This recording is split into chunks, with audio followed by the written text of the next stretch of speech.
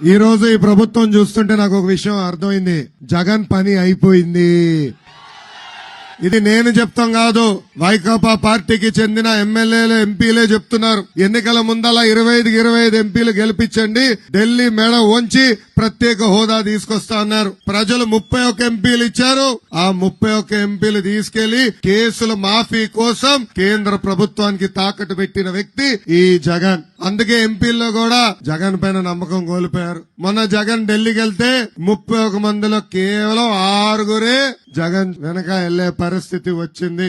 అక్కడ ఢిల్లీలో ఉన్న వైకాపా ఎంపీలు కూడా బాయ్ బాయ్ జగన్ చెప్పే పరిస్థితి మనందరం చూసాం. ఎన్నికల ముందల పెద్ద ఎత్తున ఎమ్మెల్యేలు గెలిపించండి, వారంలో సిపిఎస్ రద్దు చేస్తా అన్నాడు. 151 సీట్లు గెలిచాడు. 4 సంవత్సరాలు 10 నెలలైంది.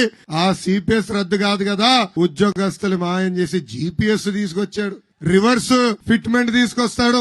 ఇది చూసి ఎమ్మెల్యేలు కూడా బాయ్ బాయ్ జగన్ చెప్పే పరిస్థితి ఈ రోజు మనందరం ఆంధ్ర రాష్ట్రంలో చూస్తున్నాం.